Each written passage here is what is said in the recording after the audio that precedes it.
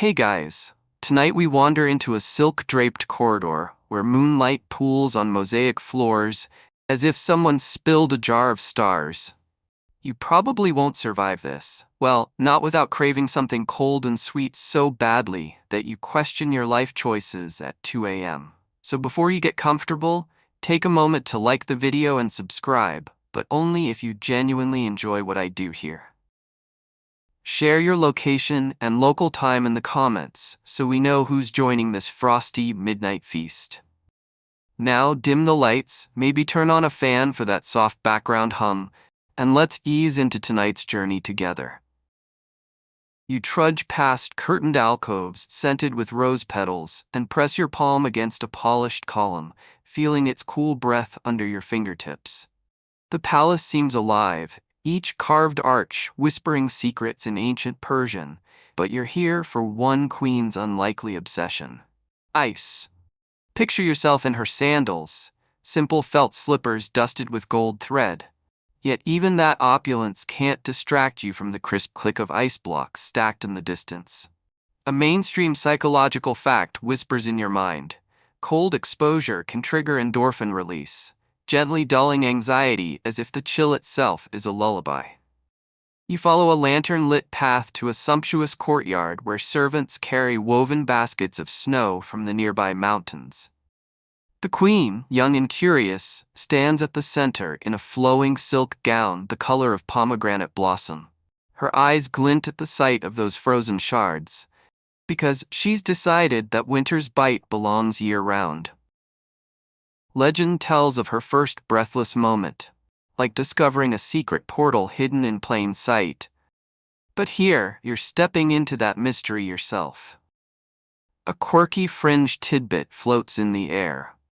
Some court astrologers believe that sacred ice contained the soul of the mountain gods. You roll your eyes, but also wonder if that's why the queen treats each block with hushed reverence, as though she fears waking something ancient and grumpy. You sidestep a small pool of melted water that sticks to the mosaic in shimmering rivulets, an early reminder that nothing in life stays frozen forever, except maybe old court gossip. Soft laughter drifts from arched windows. The queen experiments with a spoon, teasing a piece of snow that tastes of early spring rain and sweet garden blooms. You lean closer, hearing the ice crackle like distant thunder. An oddly soothing sound, almost ASMR-worthy, if your ears weren't so busy marveling at everything around you. She squeezes lemon juice over that ice shard, creating the world's first tangy sorbet, though she won't call it that. You can almost hear her inner voice quip, "Who needs summer's heat when you have this?" In the hush, a servant mumbles about the mysterious properties of cold, how it slows the heart rate and eases tension. Research shows that brief cold exposure can improve your mood and focus, a fact you tuck away in your mental pocket for later. Yet, there remains an open scholarly debate about whether ancient Persians understood these effects consciously or simply stumbled upon them through trial and error. You shrug, because sometimes it's more fun to leave questions unanswered, kind of like never knowing exactly how many palace cats prowl the hallways at night. The courtyard blooms with flickering lanterns and the hushed shuffle of silk. As the queen raises her spoon for a ceremonial taste, you sense that you're witnessing more than dessert. You're seeing ambition crystallize, the spark of something that will illuminate every court for centuries. You take a slow breath, feeling the cool air tickle your nostrils. A gentle joke flits through your mind. If only my freezer had ancient Persian ice, I wouldn't have to defrost popsicles every weekend. Cue muted giggles in the marble silence. You follow her gaze to the vast icehouse doors, your next stop, but not tonight. For now, you savor that first image: candlelight dancing on snow, a queen's determined smile, and the hush of possibility. There's a rhythmic calm settling over you, like the hush before sleep, as the palace whispers, "Rest assured, our story is just beginning." You ease through those towering icehouse doors and immediately a gentle hush envelops you. as if you've stepped into a cathedral built entirely from frost. The air feels soft against your skin, laced with a whisper of mint and winter's breath. Here, servants wheel in silver carts of frozen treats on velvety cushions of aromatic herbs. You follow close, hearing the soft ping of ice against metal, that faint, delightful sound that could lull anyone into a semi-dreamy trance. Imagine your bare toes brushing the cool stone floor, ancient Persian architecture carved with swirling vines and mythical beasts now glittering in the dim glow of oil lamps. A mainstream psychological fact drifts in. Sensory consistency, like repeating gentle sounds, can anchor you in the present and coax your mind toward calm, much as the echoing drip of condensation lulls you deeper into a relaxed state. A neatly arranged display catches your eye. There are conical cups carved from alabaster, each holding a different variant of the Queen's frozen experiments. The first is tinted rose pink, distilled from crushed petals washed in spring meltwater. The next glows saffron yellow, flecked with threads of spice that gleam like fireflies. The third sits translucent, spiked with brown sugar crystals that catch the lamp's shimmer. Your hand hovers over the rose-pink cup, amazed at how these colors, so vivid yet soft, promise flavors you didn't know you needed at 2 a.m. A quirky fringe tidbit whispers through the room. Some court mystics claim that biting into the rosewater ice would illuminate one's dreams, allowing you to converse with ancestors under midnight skies. You pause, spoon poised, and wonder whether you'll meet someone ancient tonight. Perhaps that grumpy mountain god from the last courtyard. It's hard to tell how much of this lore is genuine belief or just palace gossip flowing more rapidly than melted ice water. The head servant glides forward, porcelain mask of courtesy on his face, and tips one alabaster cup toward you. The rosewater shard cools your palm as you lift it. A bright pop of floral sweetness meets your tongue, and you feel a flutter behind your eyes as though poetry might pour from your lips. A faint giggle escapes you, and you catch yourself thinking, if only my dreams could be this fragrant. A light-hearted joke, but surprisingly on point. Behind you, emerald green pistachio confections beckon. Their nutty richness contrasts the clean floral clarity you just tasted. You scoop a spoonful, and for a moment, the court falls away. There's just you and that sublime green velvet on your tongue. A mysterious fact floats in your mind. The combination of sweet and fat triggers dopamine pathways, boosting pleasure and prompting your brain to tag the experience as remember this for later. Clearly, someone in the palace kitchens knew more than they let on. As you savor, you notice subtle movements across the stone tiles, tiny frost patterns that resemble arabesque constellations.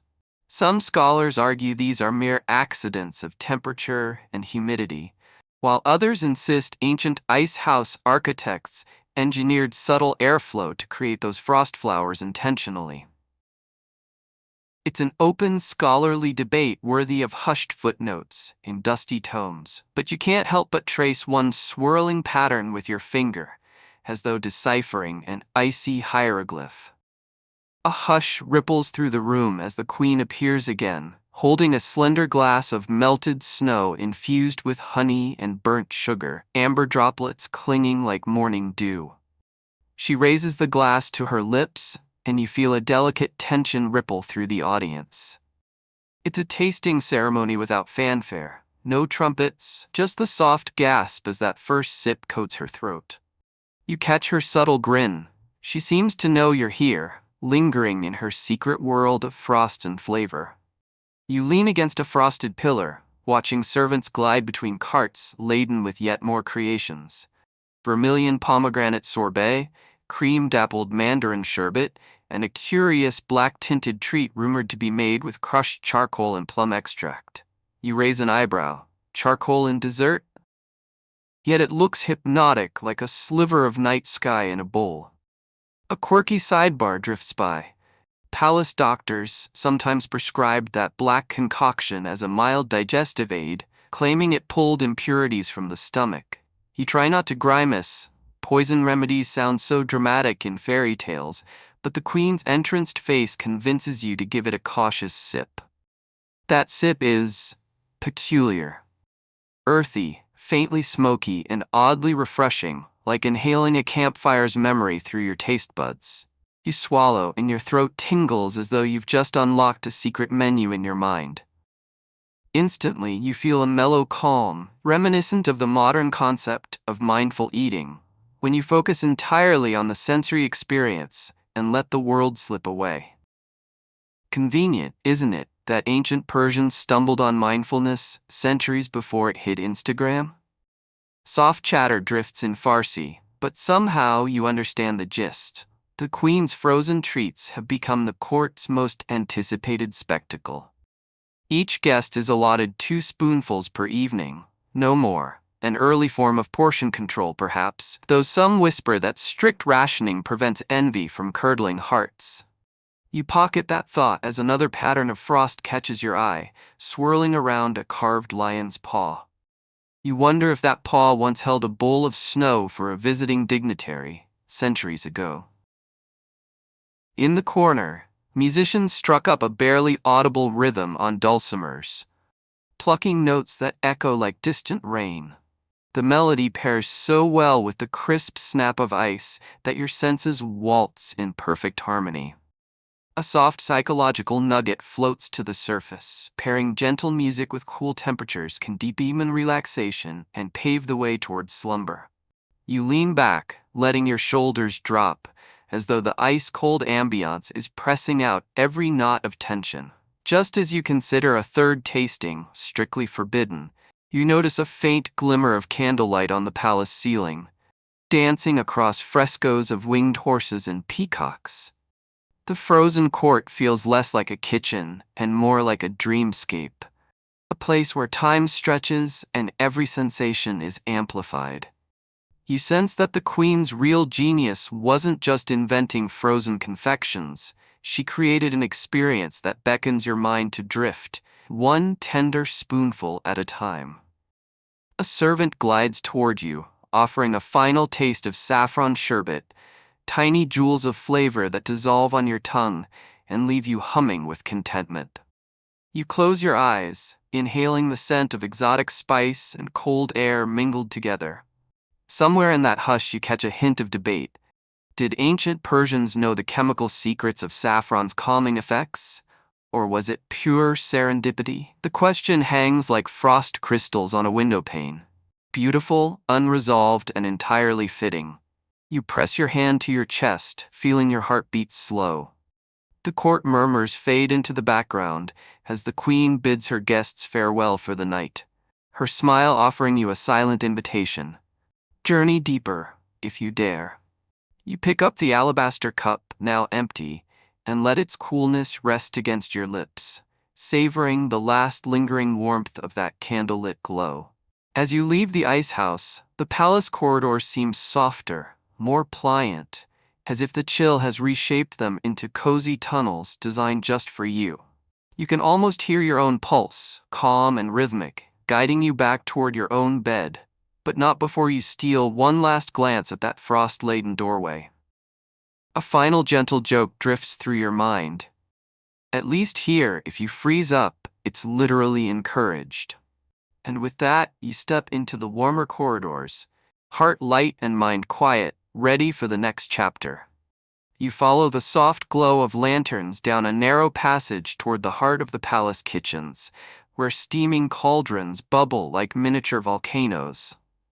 A faint hiss greets you as you round a corner. The collision of hot kitchen air and the frost-laden walls of the adjacent icehouse. This serendipitous moment, heat meeting snow, ushers in a whisper of condensation so delicate it might be the palace's quietest invention. You step closer, guided by the soft drip of water beads forming on the ancient stone. Each droplet glints like a tiny crystal, catching the lantern light and fracturing it into prismatic sparks. A mainstream psychological fact blossoms in your mind. Novel sensory experiences, like the sudden contrast of warm steam and cold stone, can heighten memory retention, making that hushed moment feel indelible, as if you've just unlocked a chapter of your own dream journal. The royal chef, a sprightly woman with soot-smudged cheeks, leans in to inspect the condensation forming on the low arch of the icehouse entrance. She's been simmering a stew of lentils and spices for hours, oblivious to the transformation occurring next door.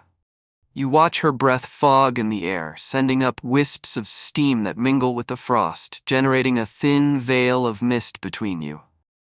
That mist clings to your lashes and feels like a lover's gentle exhale. If your lover were a particularly affectionate cloud, a quirky fringed tidbit drifts across your thoughts. Palace astrologers claimed these condensation patterns predicted seasonal shifts, reading the size and shape of droplets like tea leaves.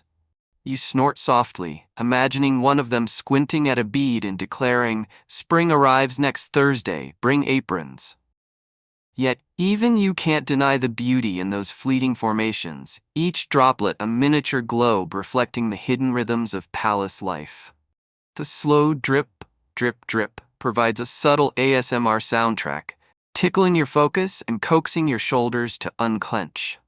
You recall how quickly your heartbeat slowed in the icehouse courtyard. This is its sequel, a softer echo. A light joke drifts in. Finally, an Ice Age sequel worthy of its blockbuster predecessor. Gentle laughter flutters through your ribs, disappearing into the low hum of the kitchens. The queen appears beside you as if summoned by that same curiosity stoking your own. She's brushing stray silk threads from her sleeve, eyes alight with the kind of wonder usually reserved for newborn stars. "Watch," she murmurs, pointing toward the ceiling, where a tiny rivulet snakes along a carved vine before splashing into a copper basin below. You lean in, sensing that this quiet accident holds the promise of something more. A technique born from chance, but destined for ritual. Her voice drops to a conspiratorial whisper. "It's like we're forging liquid gems."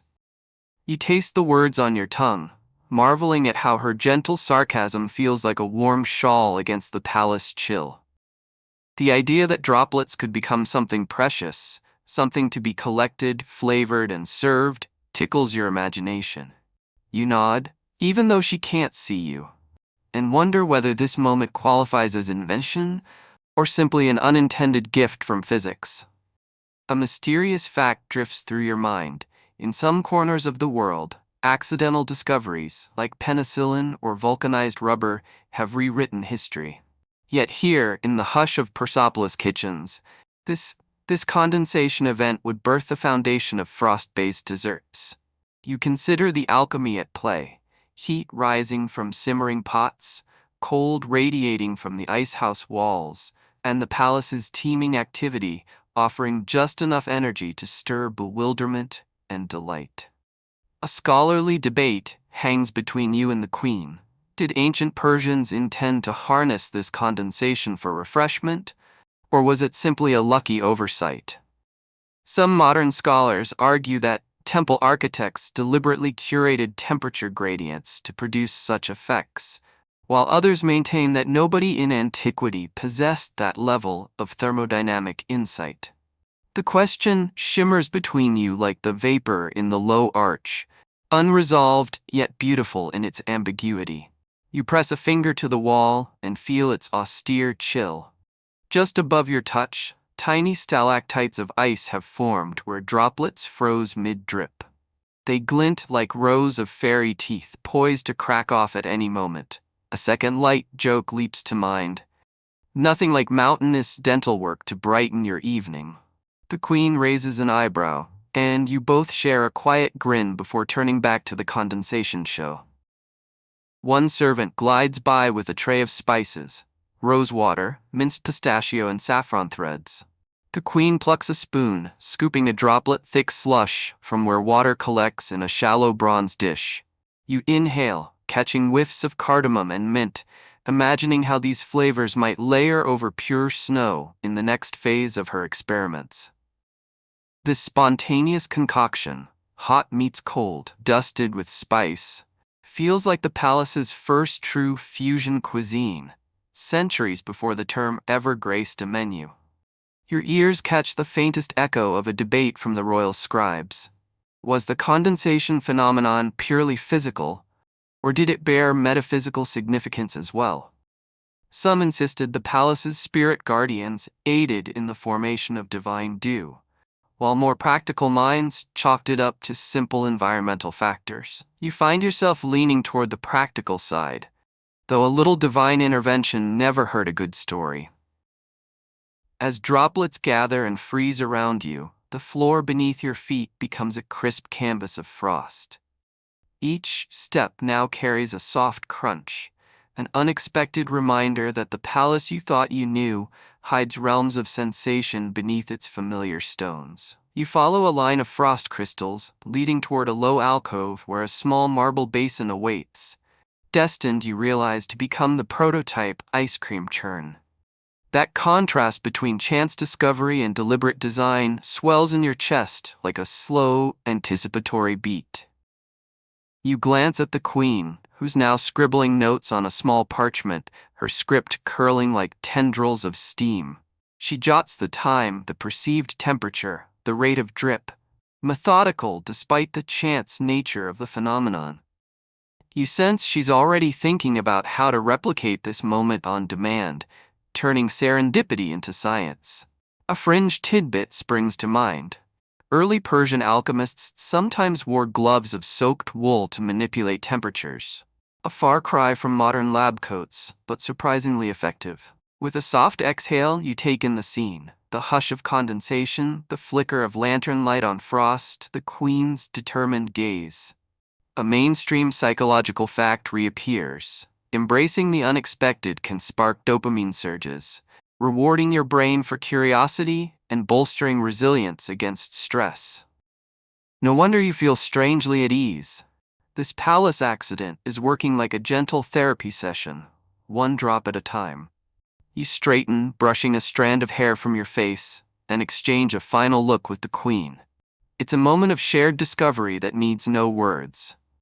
Then, as if on cue, the condensation slows. The temperature differentials equalize, and the dripping hush retreats into memory. The palace resumes its usual cadence, the kettle's low rumble, the distant hoofbeat of a night patrol, the almost imperceptible murmur of silk gowns through the corridors. You step back from the arch, feeling the warmth of the kitchen seep into your cooled limbs. A final light joke tickles your lips, inventing ice cream, colder than your ex's heart, but way sweeter. You chuckle softly, and the echo floats away amid the returning heat. The accidental condensation moment lingers in your mind, a crystalline gift born of kitchen steam and mountain snow.